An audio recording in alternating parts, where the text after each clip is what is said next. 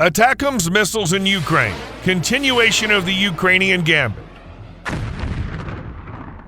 On the night of October 17th, the Ukrainian armed forces for the first time used U.S. long-range ATACMS missiles with cluster munitions against Russian troops in Ukraine.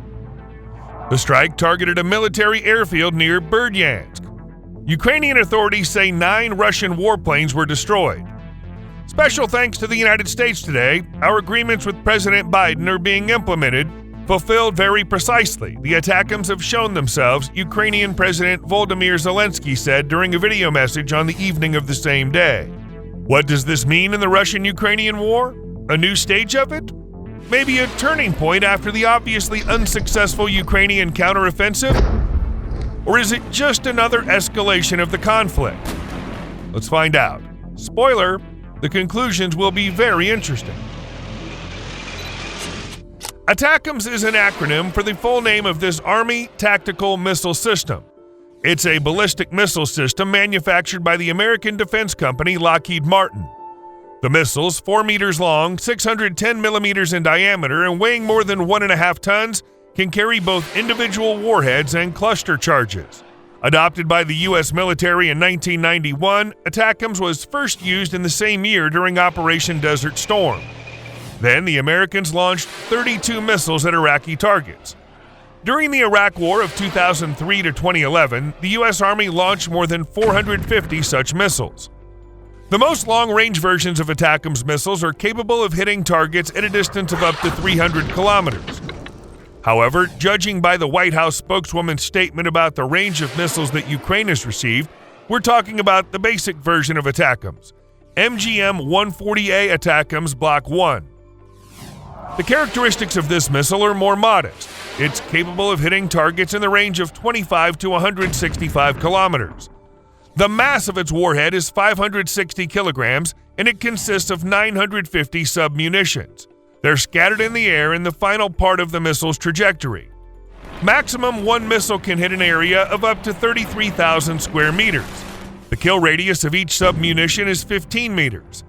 The so-called circular probable deviation, in other words, the accuracy of hitting MGM-140A ATACMS Block 1 missiles, is quite large and is about 200 to 250 meters because they use only an inertial guidance system.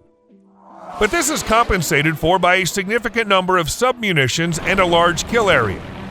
It's almost an ideal weapon against concentrations of manpower and lightly armored vehicles. What's more important, especially for Ukraine, unlike the British-French Storm Shadow Scalp cruise missiles launched from airplanes, ATACMS are ground-based surface-to-surface missiles. They can be launched from both M142 HIMARS and M270 MLRS, both of which Kyiv has been successfully using against Russian troops in the occupied territories for more than a year. To do this, it's necessary simply to put on them one in the case of the M142 HIMARS or 2 blocks with the missile. But with the airplanes, carrier Storm Shadows, Scalp, and Ukraine have big problems. They're becoming fewer and fewer. And it's one thing to serve as wheeled or tracked vehicles and quite another modern fighters, which are much more difficult to hide and need airfields for them. But this is not the end of the fundamental differences between ATACMS and Storm Shadow Scalp. Storm Shadow and Scalp are subsonic cruise missiles with a maximum speed of 1,000 kilometers per hour, whereas ATACMS is a ballistic missile with a speed of 1.1 kilometers per second. It does not fly on a purely ballistic trajectory, but can actively maneuver, which makes its defeat much more difficult. We can say that ATACMS is an analog of the Russian Iskander. Unfortunately, the first modification of this missile, which was delivered to Ukraine, does not maneuver. It flies only on a ballistic trajectory, which is easily calculated by the calculators of air defense systems, which facilitates the guidance of anti-aircraft missiles. So the MGM-140A ATACMS Block 1 is not an analog of the Iskander, but of the older Soviet Tachka-U system. Another plus of the American missile is that it's smaller in size than the British-French cruise missiles. Its length, as we've already said, is 4 meters versus 5.1 meters for Storm Shadow Scalp. The maximum width in terms of wingspan is 1.4 meters. The Storm Shadow Scalp has a maximum wingspan of 2.84 meters. In addition, if the total launch time of the winged Storm Shadow, including the output of the flight task and the flight itself, is about 2 hours or more, then for ballistic ATACMS, this time is about 5 minutes. That is, ATACMS is by all parameters a much more difficult target for missile defense. So the use of ATACMS in the Russian-Ukrainian war has become a reality. How will American missiles affect it?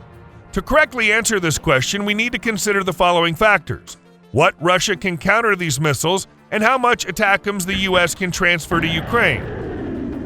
Russia's air and missile defense is considered one of the best, if not the best, in the world. Russia's S-300 and S-400 complexes are formidable weapons for any aircraft. They've already demonstrated their effectiveness many times. But will these systems be able to shoot down ATACMS? The answer is yes, they can.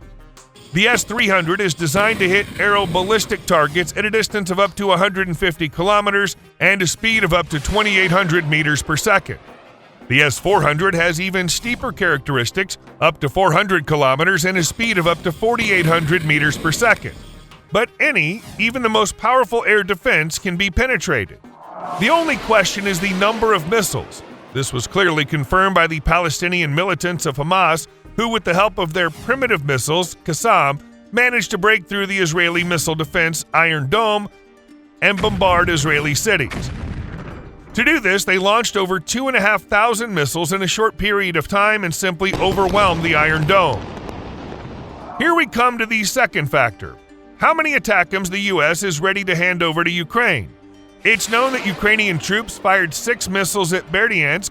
3 of them were shot down and 3 reached the target. That is, the effectiveness of the Russian missile defense was 50%. It's also known that the Americans have so far handed over to Ukraine 20 ATACMS of the oldest modification M39, which has no longer been produced in the U.S. since 2003 and remained only in warehouses. The next type of missiles, M39A1 or ATACMS Block 1A, received GPS navigation, respectively, higher accuracy, and longer range of 300 kilometers. But because of this, the heavy weight of the warhead had to be abandoned. Out of 750 submunitions, the M39A1 has only 275 left. Both of these missiles are well suited for hitting open targets, concentrations of manpower, enemy air defense systems, aircraft on airstrips, and light vehicles. Most modern missiles for ATACMS systems have a 227-kilogram unitary fragmentation warhead. According to official Pentagon reports, the U.S. is actively converting older M39 and M39A1 cluster missiles to the more modern M57E1 version. The SLAP modernization program involves replacing the warhead from cluster to unitary and additional components to improve accuracy. It's rumored that Ukraine will be given a cluster version of the ATACMS missiles. This decision was probably dictated by several factors. First, the successful use of cluster artillery munitions that the U.S. began supplying to the AFU several months ago. And secondly, the U.S. does not have many available modern ATACMS missiles with a unitary warhead, and the Pentagon stopped ordering them. About 4,700 ATACMS missiles have been produced over the entire time. However, a large part of them were used in U.S. military operations. The state sold some of the missiles to other countries: Poland, Finland, Turkey, Bahrain, UAE, and others. According to the Washington Post, by the end of August 2023, there were 1,486 ATACMS missiles in the U.S. arsenal, including 364 with cluster munitions. Thus, Ukraine can more or less firmly count on 364 ATACMS. The U.S. will not give these missiles to Israel. Having an absolute advantage in the air, it simply doesn't need them. The fate of the Cluster 364 ATACMS was to be either written off or modernized under the SLEP program with the replacement of the cluster warhead with a unitary warhead. These missiles can now be delivered to the AFU, which can use them to strike Russian Army military facilities. In recent years, ATACMS manufacturer Lockheed Martin has increased production of these missiles to about 500 per year. However, the absolute majority of them go under international contracts. According to the Pentagon's Defense Budget Report, the U.S. will stop buying ATACMS missiles after 2021, replacing these orders with more modern PRSM missiles with a range of up to 500 kilometers. According to Defense News, Congress is calling for at least $80 million to be allocated for Ukraine to purchase ATACMS missiles in 2024. The cost of ATACMS missiles depends significantly on the type in terms of delivery. For example, Finland purchased M391A missiles for $1.9 million back in 2012. In 2021, the cost of M57 missiles for the U.S. Army was $1.7 million, and modernized M39s to the M57E1 version cost $1.3 million. The cost of unmodernized M39 and M39A1 cluster missiles can cost around $1 million. Thus, in the case of delivery of ATACMS cluster missiles, the U.S. can get rid of problematic munitions that require substantial modernization and are not too expensive. However, it's difficult to expect that ATACMS in the cluster version will be maximally effective against the Russian army. There are not many large open targets left in the occupied territory of Ukraine for which it's reasonable to use an area attack. Russian troops mainly use hotels, recreation centers, and industrial facilities to house their soldiers, and to strike with cluster munitions is unlikely to be destructive enough. Perhaps that's why the New York Times wrote, "It's unclear what role this missile system will play on the battlefield.